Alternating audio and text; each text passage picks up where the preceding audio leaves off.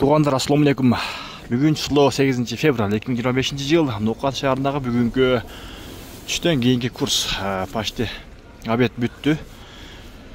Туғандар, бірден лайкты басыңыздар, комментарийге ой пікір қалдырып, достарыммен бөлішіп, ушул биздин каналга сөз катталыңдар. Биз буюрса күн сайын пайдалы видеолорду ар дайым чыгарып турганга даярбыз туғандар.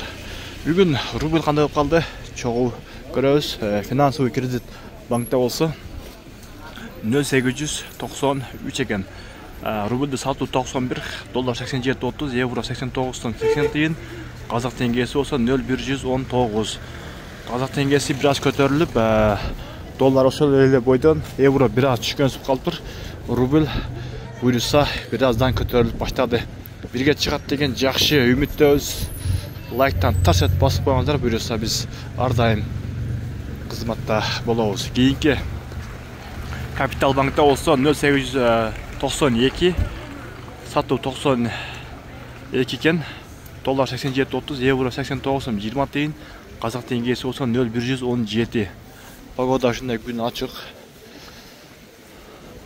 Буюрса өтө сонун жакшы бирге чыгат деген үмүттөбүз.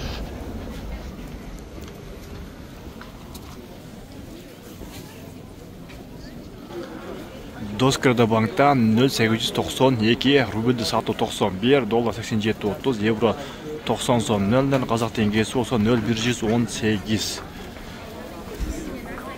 Буюрса видеобузду жыйынтыктайбыз.